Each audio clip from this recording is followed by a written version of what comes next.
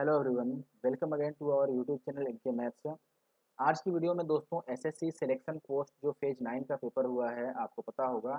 उसमें graduate level के paper में जितने भी ज्योमेट्री क्वेश्चन पूछे गए थे उनको हम सॉल्व करने वाले हैं इस वीडियो में। ठीक है, ज्योमेट्री में करीब करीब आप देखोगे कि 9 क्वेश्चन पूछे गए थे और हर एक क्वेश्चन को मैं इसमें सॉल्व करूंगा।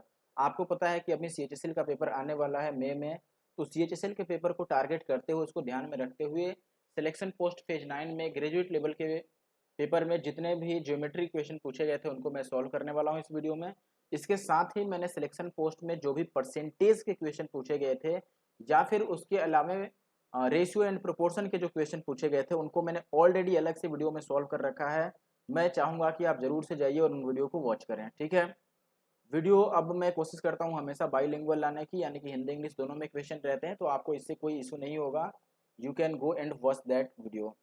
ठीक है, आपको परसेंटेज की भी वीडियो देख लेनी चाहिए और साथ में रेशियो के भी, क्योंकि रेशियो में कुछ नए क्वेश्चन आए हैं इस बार। ठीक है, जो पहले कैट में आते थे ना, सीडीएस वगैरह में, उस टाइप के क्वेश्चन आपको रेशियो में देखने को मिलेंगे। तो आप जरूर से रेशियो वाली वीडियो को जा करके देख लीजिए। ओके, साथ ही साथ आप देखेंगे कि सीजीएल प्री का जो 2021 का आंसर किया है, तो उसके पेपर को भी मैं सॉल्व कर रहा हूँ। तो सीजीएल प्री का जो पेपर है उसमें 11 अप्रैल, देखो सीजीएल प्री में 11th ऑफ अप्रैल में जितने भी शिफ्ट में पेपर हुए हैं, फर्स्ट सेकंड एंड थर्ड, सबको मैंने सॉल्व कर दिया है। आप जाकर के प्लेलिस्ट में चेकआउट कर सकते हैं और जरूर से उन्हें वॉच कर लें। अगर आपको इसकी पीडीएफ चाहिए then you must have to join our Telegram group, that is NK maths Nandu Kumar. ठीक है, अगर आप चाहें तो हमें इंस्टाग्राम पे भी फॉलो कर सकते हैं सेम आईडी से, that is NK maths Nandu Kumar. Okay, तो चलिए स्टार्ट करते हैं। और अगर आप हमारे चैनल एनके मैथ्स पे नए हैं then please hit the like button and also subscribe our YouTube channel NK maths. चलिए स्टार्ट करते हैं, लेकिन लाइक और कमेंट जरूर करके जाना है आपको। बिल्कुल भी लाइक और कमेंट करने से पीछे नहीं हटना है, जीत चुराना नहीं है। चलिए पहले क्वेश्चन शुरू करते हैं। मात्र 9 क्वेश्चन है, बहुत जल्दी हम सॉल्व कर लेंगे, लेकिन बिल्कुल डिटेल में सॉल्व करेंगे। ठीक है, अपने अंदाज में सॉल्व करेंगे। Let me move to the first question. पहला द क्वेश्चन देखिए क्या है, 1 मिनट का टाइम दीजिए बस। ओके, देखिए फर्स्ट क्वेश्चन क्या था अपने पास। क्वेश्चन है in triangle PQR angle Q equal to 90 degree and PQ is given that it is 8 centimetre, PR is 17 centimetre. If the bisector of angle P meets QR at S, then what is the length of in centimetre of SR। Okay, SR का length पूछ रहा है, तो पहले diagram की तरफ आप ध्यान दें। देखो सबसे पहले एक ट्रायंगल हम PQR बनाते हैं जिसमें एंगल Q जो होगा वो 90 डिग्री का होगा, और अगर एंगल Q जो है वो 90 डिग्री का है तो हम ऐसा एक डायग्राम यहाँ पे ड्रॉ कर लेते हैं। ठीक है, this is a right angle triangle, और इसमें Q जो है वो 90 डिग्री है तो हम इसको Q मान लेते हैं। This is P and this one is R। अब ये PQR ट्रायंगल बन गया। अब इसमें क्या कह रहा है कि PQ 8 है, PQ इज 8, PR जो है वो है 17। अच्छा, अगर आपको ट्रिपलेट याद हो 8, 15 और 17 का, then you can say that if two sides of a right angle triangle are 8 and 17 then the third side is 15। तो ये जो तीसरा साइड है ये डेफिनेटली 15 होने वाला है, 15 होने वाला है ट्रिपलेट से। अब देखो इसमें ये कह रहा है दोस्त कि जो QR है, QR ये क्या है, QR एंगल बाइसेक्टर है, वो भी S पर। ठीक है, तो Q से R एक लाइन खींचते हैं जो कि एंगल बाइसेक्टर होगा QR। अरे QR कैसे हो गया, QR से S पर मिलता है। If the bisector of angle P, okay okay, this is the bisector of angle P। ये QR से आकर कहाँ मिलता है, S पे मिलता है। इसका मतलब कि ये जो पॉइंट है ये S है। ये पॉइंट अपने पास बन गया। 1 मिनट देखो, ये पॉइंट क्या है, यहाँ पे S है। और अब हमें क्या बताना है, हमें SR की लेंथ बतानी है, SR की लेंथ। अच्छा देखो, अगर आपने एंगल बाइसेक्टर थ्योरम पढ़ा होगा तो आप ये कहेंगे यहाँ पर दोस्तों कि QS और रेशियो SR जो बनने वाला है ये किसके बराबर बनेगा। तो आप बोले कि ये PQ यानी कि 8 और PR यानी कि 17 के रेशियो में बनता है। ये अगर 8 है तो ये क्या है दोस्त, ये 17 है। इज दैट क्लियर, 8 एंड 17 के रेशियो में बनेगा। ये बात तो क्लियर है। अब देखो अगर ये 8 और 17 के रेशियो में है तो हमें बताना क्या है, तो आप बोलोगे कि हमें बताना है SR। SR मीन्स हमें 17 यूनिट की वैल्यू बतानी है। और एक बात हम कह सकते हैं कि अगर ये एक्यूरेट आंसर्स गिवन है तो 17 यूनिट की वैल्यू वही पॉसिबल है जो 17 से डिवाइड हो जाए। अब आप ऑप्शन में देखो 17 से डिवाइड होने वाला एक ही ऑप्शन है, तो ऑप्शन डी हो गया, वो बस खेल खत्म। Option D is the correct answer. तो इस तरीके से आपको अप्रोच करना है एग्जाम हॉल के अंदर अगर आपको ऐसे क्वेश्चन दिखे तो, ना कि आप एंगल बाइसेक्टर लगा के पूरा सॉल्व कर रहे हैं। देखो अगर दो दो ऑप्शंस पॉसिबल होते तब तो हम सॉल्व कर ही लेते। तरीका भी मैं आपको इसीलिए बता देता हूं कि देखो QS और SR का रेशियो जो बनेगा वो यहाँ पर 8:17 बनेगा। और आप यहाँ से टोटल देखोगे कि ये 25 बन रहा है, लेकिन सवाल में टोटल कितना है, क्यू आर टोटल 15 है, तो 25 की वैल्यू अगर 15 है तो एक की वैल्यू कितनी आ जाएगी, 3/5। और हमें किसकी वैल्यू बतानी है, हमें 17 की वैल्यू बतानी है। तो आप बोलोगे कि 17 यूनिट की वैल्यू 17 या 51/5 हो जाएगा, यानी कि 10.2। You can solve like this. Okay, you have to use angle bisector theorem in this type of question. Okay, but अगर आप ऑप्शन के थ्रू अप्रोच कर सकते हैं then you will able to solve this as soon as possible. Okay, तो आते हैं हम अगले क्वेश्चन पर, और आई थिंक आपको बात समझ में आ रहा होगा और आप समझ पा रहे हैं, then please do a comment and like this video. अगले क्वेश्चन पर आते हैं। अगला क्वेश्चन आपके पास सामने है, देखो क्वेश्चन कह रहा है कि in triangle ABC, AB is 20 centimeter, BC is 7 and AC is 15 centimeter. Side BC is produced to D such that triangle DAB is similar to triangle DCA. The length of CD is what? We have to find the length of CD. First of all, we have to draw an triangle. Sorry, a triangle. English थोड़ी कमजोर है अपनी, but घबराने की जरूरत नहीं है। DAB देखो, पहले हम एक ट्रायंगल बना देते हैं यहाँ पर। लेट से दिस वन इज DAB। ये हो गया अपना डी। अच्छा, प्रोड्यूस किसको करना है, देखो। अच्छा, ट्रायंगल तो ABC ही था, सॉरी फॉर दैट। ट्रायंगल का जो नेम है यहाँ पर गिवन है कि वो ट्रायंगल जो है ABC है, ठीक है। तो हम इसका नाम रख लेते हैं कि ये A हो गया, ये B हो गया और ये C हो गया। प्रोड्यूस्ड किसको करना है, देखो साइड BC को प्रोड्यूस करना है D तक। BC को D तक बढ़ाना है, तो हम एक काम करते हैं, ऐसे बढ़ा देते हैं, देखो भाई कि ये BC है, इसको हमने D तक बढ़ा दिया, और इसको अब मिलाने की भी जरूरत पड़ेगी अकॉर्डिंग टू द क्वेश्चन, तो हम इसको पहले से मिला ही देते हैं, ठीक है। अब देखो क्वेश्चन में क्या कह रहा है कि ये बढ़ाया कहाँ तक गया है, D तक, तो ये D बन गया। अब कह रहा है कि ऐसे में AC जो है वो 15 है, AC क्या हो गया 15, एंड AB इज 20, AB क्या है 20 है, और कुछ दिया है, BC दिया है आपको यहाँ पे 7, ठीक है, BC 7 गिवन है, तो BC को आप 7 रख लो। और हमसे पूछ क्या रहा है कि CD बता दो, तो मान लो मैंने CD को X मान लिया, ठीक है। अब एक बात समझना, इसको मैं X मान लेता हूं।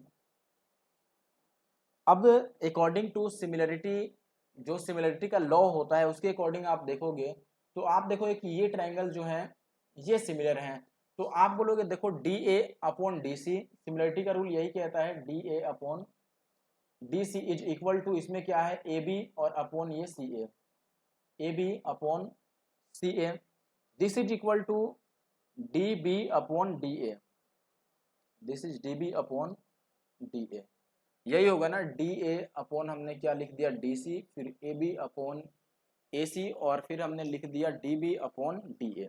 अब यहाँ पर देखो हम वैल्यू पुट कर देते हैं, जिसकी भी वैल्यू हमें मालूम है हम पुट कर देते हैं। आप बोलोगे DA की वैल्यू इसमें गिवन है, नहीं गिवन है तो इसको ऐसे ही रहने दो, this one is DA। DC की वैल्यू आपको गिवन है, तो आप बोलोगे X हमने उसको एज्यूम कर रखा है। AB की वैल्यू आपको 20 गिवन है, और AC की वैल्यू भी आपको गिवन है, दैट इज 15। DB की वैल्यू, फिर से DB की वैल्यू, DB की वैल्यू देखो, D से B तक लिखेंगे तो 7 और X दोनों को ऐड करना पड़ेगा, तो ये X + 7 हो गया, और अपॉन DA तो हमें फिर से मालूम नहीं है, तो ये DA हो गया। अब अगर हमें X की वैल्यू बतानी है, तो देखो हम क्या करेंगे, जो आपके पास ये पहला इक्वेशन दिख रहा है ना, ये यहाँ से DA निकालो, और फिर इस दूसरे इक्वेशन से भी DA निकालो, और उनको इक्वेट कर दो। अब देखो अगर इस दोनों इक्वेशन से हम DA की वैल्यू लिखेंगे, तो ये बनेगा 20x/15, और अगर ये लास्ट वाले दोनों इक्वेशन से, यानी कि केवल इस पार्ट से हम DA की वैल्यू निकालें, तो ये बनेगा कितना, आप बोलोगे दिस इज X + 7 और इंटू 15/20, यही बनेगा ना। आप कैंसिल आउट कर लो और डिवाइड करो इसको, जिससे कर सकते हो।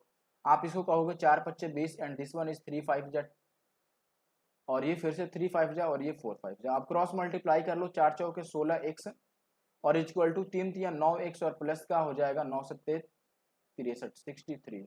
तो यहाँ से x की वैल्यू कितनी आ जाएगी, आपकी 9 आ जाएगी, और 9 यानी कि फर्स्ट ऑप्शन जो है वो सही आंसर है। आगे बढ़ जाते हैं, अगला क्वेश्चन, क्वेश्चन नंबर 3, ठीक है। क्वेश्चन कह रहा है कि in triangle ABC angle bisector of angle B meets side AC at D, if AB is this, तो आपसे पूछ रहा है कि लेंथ ऑफ AD।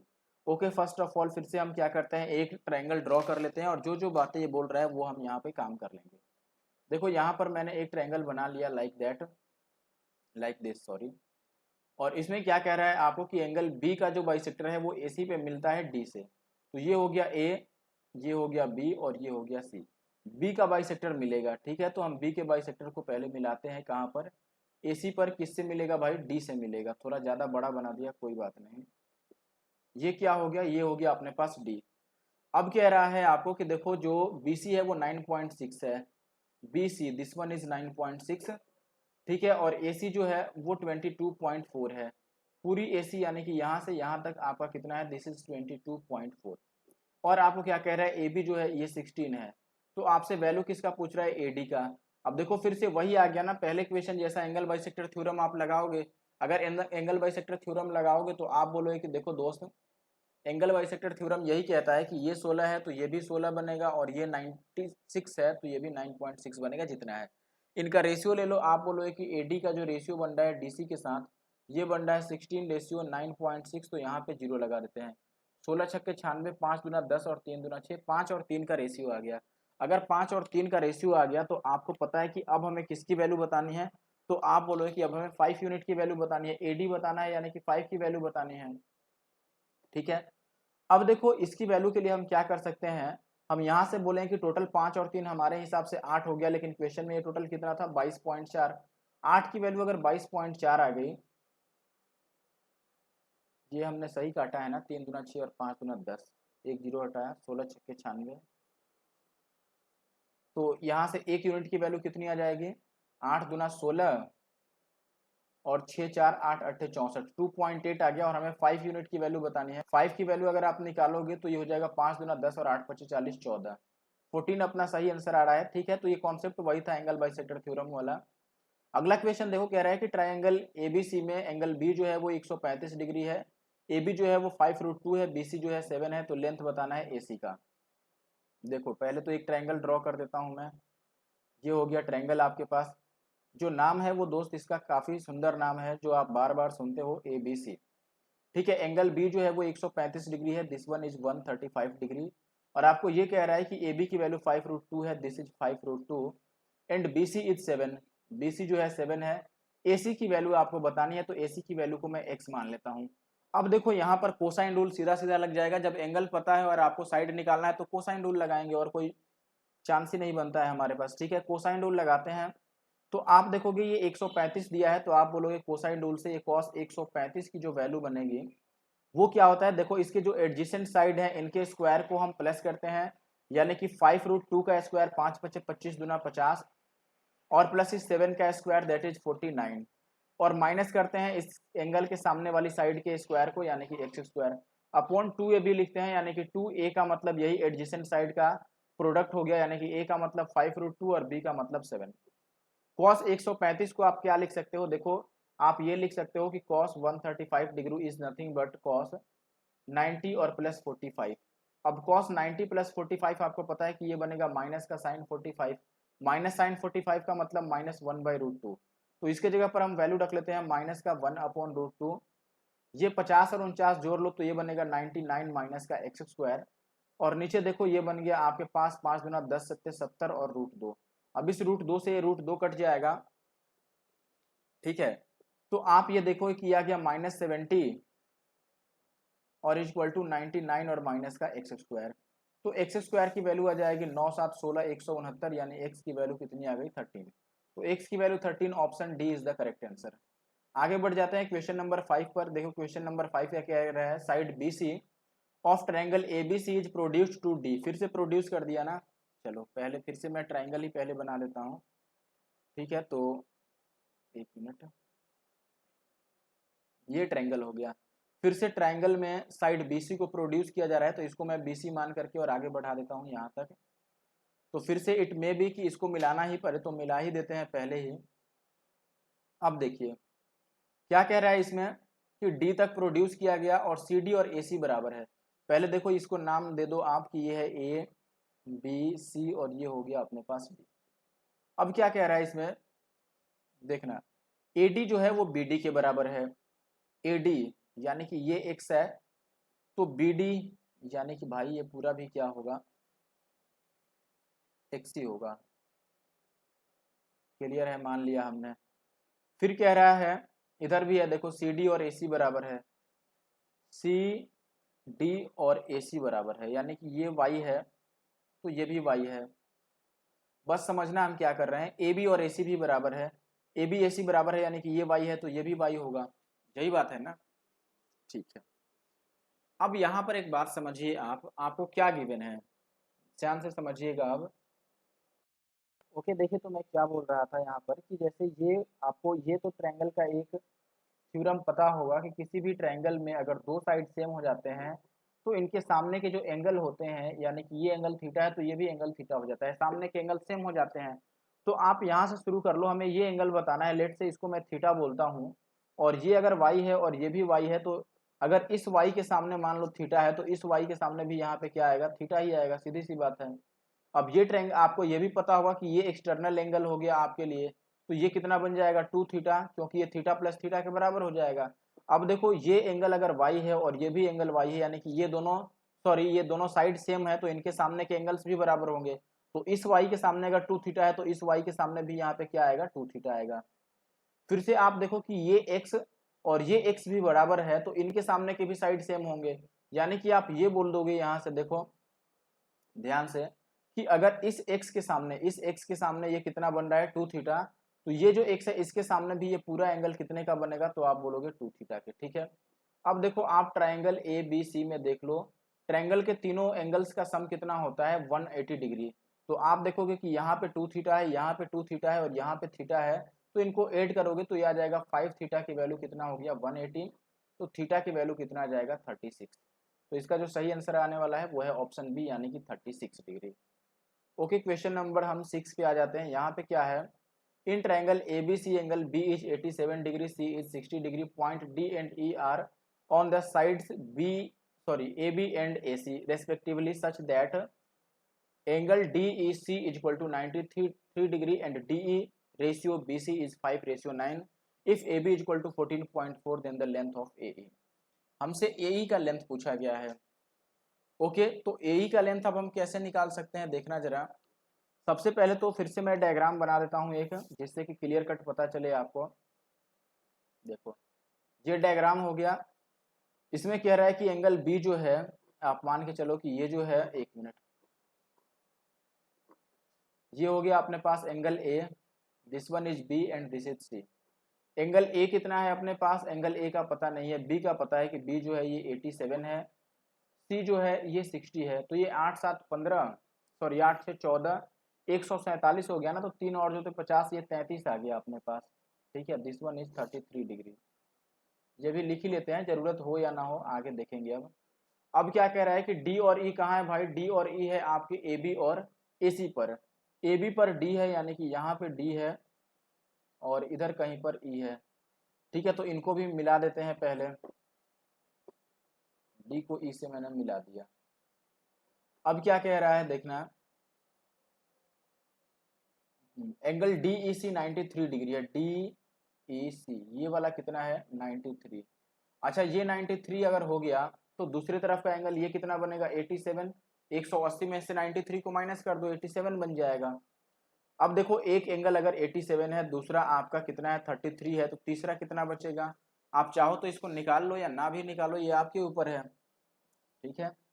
अगर आप निकालोगे तो 8 3 11 1 12, ये 60 डिग्री बनेगा मुझे लगता है कि, लेकिन इसकी जरूरत नहीं है, आप डायरेक्ट आगे बढ़ जाओ यहाँ से। देखो क्या कह रहा है अब कि DE और BC का रेशियो 5 और 9 का है। DE और BC ये 5 है अगर, तो ये कितना है अपने पास, 9 है। और AB की कंप्लीट वैल्यू आपको, ये कंप्लीट वैल्यू आपको दिया है कि ये 14.4 है, और हमसे AE पूछ रहा है, AE को मान लो हमने x मान लिया।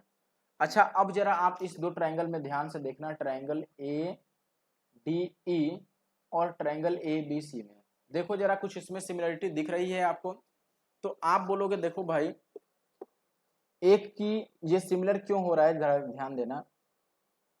दोनों में एंगल ए जो है वो तो कॉमन ही है, तो एंगल ए दोनों में 33 रहेगा, और एंगल बी जो है ये भी 87 है, और उधर एंगल ई जो है वो भी 87 है, ये दोनों भी सेम है। तो अगर ए के बराबर हो गया, बी जो है वो ई के बराबर होगा, तो आप बोलोगे कि इसका मतलब कि जो सी है वो किसके बराबर हो गया, वो एंगल डी के बराबर हो गया, ठीक है। अब बस सिमिलरिटी अप्लाई कर दो, हमें x चाहिए ना, तो x किसके सामने आ रहा है बताओ इसमें। आप बोलोगे कि जो x है ये एंगल d के सामने है, तो एंगल d के सामने हमारे में x है, और बड़े वाले ट्रायंगल में एंगल d किसके बराबर था, c के बराबर था। तो बड़े वाले एंगल में c के सामने क्या है, तो आप बोलोगे एंगल c के सामने ये पूरी वैल्यू है 144, तो नीचे आप लिख दो 14.4। और बाकी कोई रेशियो ले लो, पहले छोटा वाला यानी कि 5 और नीचे बड़ा वाला ले लो यानी कि 9। 9 से कटेगा 16 9 144 से, यानी कि ये 1.6 हो गया, तो x की वैल्यू 16 25 80 8 आएगा। ऑप्शन सी जो है ये सही आंसर है। आगे बढ़ जाते हैं, क्वेश्चन नंबर 7 पे आ जाते हैं। ठीक है, देखिए क्वेश्चन नंबर 7 में आपको कह रहा है कि in triangle A B C D and E are the points on side A B and A C. उसी टाइप का क्वेश्चन है, तो पहले एक ट्रायंगल बना लेते हैं। ठीक है, पहले पूरा पढ़ लें। सच दैट डी जो है वो पैरेलल टू बी सी है, तो अब कैसे समझ गए होगे आप, सिमिलरिटी की बात चल रही है यहाँ पर। तो देखो इसमें भर भर के पूछा गया है, तो सिमिलरिटी जरा अच्छे से आप पढ़ लेना, CHSL में जरूर आ सकते हैं। ठीक है, अब देखो इसमें नाम क्या दिया है इसने, ये बोला है कि ये ट्रायंगल जो है ये ए बी और सी है। ये ए हो गया, बी हो गया और सी हो गया। डी ई जो है वो बी सी के पैरेलल है, तो ये डी ई हो गया, ये पैरेलल टू बी सी हो गया। अब कह रहा है कि ए डी की वैल्यू एक्स है, ये एक्स है। डी बी की वैल्यू एक्स माइनस टू है, this is X minus two. A E की वैल्यू एक्स प्लस टू है, this one is X plus two. और ई सी जो है ये एक्स माइनस वन है। तो आपसे ये पूछ रहा है कि ए बी और प्लस ई सी बताओ कि कितना होगा। ए बी की वैल्यू इसमें कितनी है, तो आप बोलोगे ए बी यानी कि टोटल ऐड कर लो, तो ये 2x और माइनस टू हो गया। और ई सी की वैल्यू कितनी है, x माइनस वन। तो ओवरऑल आपको बताना है 3x माइनस थ्री, यानी कि एक 3x माइनस थ्री बताना है ना। तो इसको हम ऐसे लिख लेते हैं कि 3 इंटू एक्स माइनस वन, हमें ये वैल्यू बतानी है। अगर ये वैल्यू बतानी है, 3 कॉमन है, तो आप 3 का मल्टीपल तो समझ ही रहे होगे कि ये और ये तो आंसर नहीं होना, इसी दोनों में से कोई होएगा। चलो चेक कर लेते हैं। देखो यहाँ पर सीधी सी बात है कि सिमिलरिटी लगेगी। अगर डी जो है ये पैरेलल टू बीसी है, तो ये छोटा वाला ट्रायंगल और ये पूरा ट्रायंगल एबीसी दोनों क्या हो गए, सिमिलर हो गए। और अगर दोनों सिमिलर हो गए तो फिर तो आप सिमिलरिटी लगा लो। देखो हम ये लिख लेते हैं, ई के सामने हमारे में क्या है, एक्स। ठीक है, तो बड़े वाले में सी के सामने देखेंगे, क्योंकि ये वैल्यू और ये वैल्यू सेम होगी, और यहाँ पर ऐसे ही ये सेम होगा, ये अल्फा है तो ये भी अल्फा है। थीटा के सामने हमने एक्स लिखा, तो बड़े वाले में थीटा के सामने क्या हो जाएगा, तो आप बोलोगे 2x माइनस टू। छोटे वाले में अल्फा के सामने क्या है, तो आप बोलोगे x प्लस टू। बड़े वाले में अल्फा के सामने क्या है, तो आप बोलोगे x प्लस वन। बस यहाँ से क्रॉस मल्टीप्लाई कर लो, तो ये एक्स स्क्वायर प्लस का x, और ये हो जाएगा 2x स्क्वायर प्लस का 2 टू जा 4x, और माइनस का 2x और माइनस का 4, यही आएगा ना, 2x स्क्वायर प्लस का 2 टू जा 4x और माइनस का 2x और माइनस का 4। अब देखो आप क्या कर सकते हो, कुछ नहीं कर सकते हो, पहले एक ही साइड लाओ x वाले को।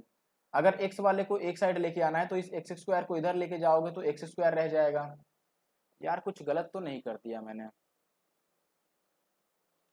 सही किया है या कुछ गलत लग रहा है आपको? गलत है। देखो ये 2x प्लस वन होगा ना, यहाँ पे 2 आएगा। हमने पूरा AC लिखना है ना यहाँ पर, तो 2x प्लस वन आएगा। तो अगर x यहाँ पर फिर 2 आ जाएगा, तो देखो यहाँ पर 2 आ गया, तो अभी अब इसे इरेज करने की ज़रूरत आ गई। इसको हटाओ और इसको भी हटाओ। अब जो कैंसिल आउट हो रहा है उसको कैंसिल कर दो। देखो ये 2x स्क्वायर से 2x स्क्वायर कटेगा, और ये 4 में से 2x जाएगा, तो कितना बचेगा, 2x। और ये x उधर जाएगा, तो x की वैल्यू कितनी आ गई, 4। x की वैल्यू 4 आ गई, तो हमें ये वैल्यू बताना था ना, 3 इंटू 4 माइनस वन। तो ये 3 या 9 आ गया, यानी कि आंसर आपका 9 होगा। ऑप्शन ए जो था that is the correct answer. Okay, next question पर आते हैं, क्वेश्चन नंबर 8। ठीक है, यहाँ पर क्या बोला गया है आपको, देखो ये कह रहा है कि it is given that triangle ABC is similar to triangle X Y Z. Area of triangle ABC is ratio of triangle ratio of area of triangle ABC to area of triangle X Y Z. This is given that 81:25।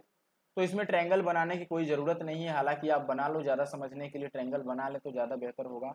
ये एक मैंने triangle बना लिया छोटा सा, एक इधर triangle बना लिया, ये भी छोटा सा। पहले ट्रायंगल का नाम है ए बी और सी, दूसरे ट्रायंगल का नाम है एक्स वाई और जेड। ये हमने वाई लिख दिया। ठीक है, ये वाई है, क्या हो गया, एक मिनट, ये वाई हो गया और ये जेड हो गया। अब आप देखोगे इसमें क्या कह रहा है, बी सी 10 है, दिस वन इज 10, सी ए 15 है, और ए बी जो है ये 18 है। इसका एरिया अगर 81 है, तो इसका एरिया कितना है, तो आप बोलोगे इसका एरिया 25 है। देखो एरिया का रेशियो अगर 81 और 25 है, तो साइड का रेशियो कितना होगा, आपको पता है कि साइड का रेशियो लेने के लिए हम स्क्वायर रूट ले लेंगे।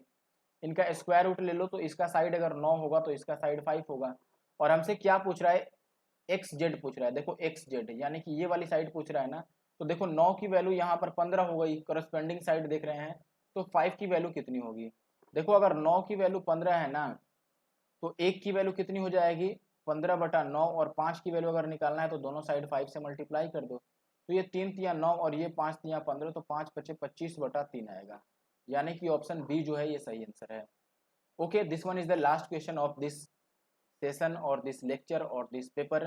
ट्रायंगल एबीसी में कह रहा है कि ओ केंद्र है, यहाँ पर थोड़ा गलत है। देखो इंग्लिश में इन सेंटर लिखा है ना, तो ये केंद्र की जगह पर आपको अंतः केंद्र लिखना चाहिए, अंतः